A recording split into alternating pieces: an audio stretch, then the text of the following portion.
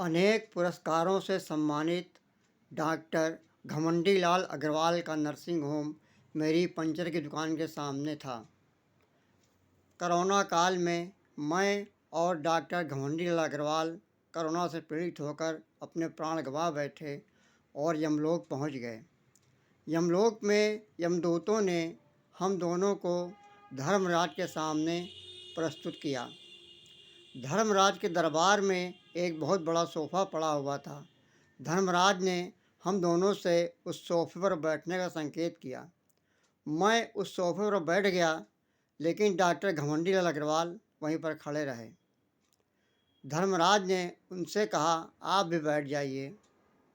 Doctor घमंडी लाल अग्रवाल गरजे, बोले, जानते हो मैं कौन हूँ?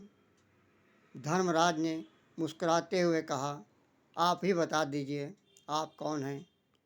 डॉक्टर घमंडी लाल अग्रवाल बोले, मैं हूँ डॉक्टर घमंडी लाल अग्रवाल, और ये जो सोफ़े पे व्यक्ति बैठा हुआ है ये पंचर वाला है। मेरा नर्सिंग होम इसकी दुकान के सामने था। मैं कभी कभी अपनी कार में हवा भराने के लिए इसकी दुकान पर जाया करता था।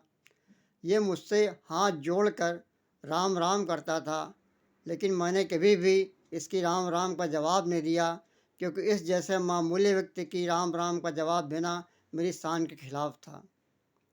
धर्मराज ने कहा, डॉक्टर साहब, आपका और इस पंचर वाले का शरीर आपके रिश्तेदारों ने जलाकर ऐसा राख कर दिया है कि दोनों की राख में कोई अंतर नहीं रह गया है। वो दुनिया जहाँ से आप आए हैं वो दिखावे और पाखंड की दुनिया थी, और ये सच्चाई और ईमानदारी की दुनिया है। और सच्चाई ये है कि जो धन, ख्याति, यश, संपत्ति आपने अर्जित की, पंचर वाला उसका मुकाबला नहीं कर सकता था।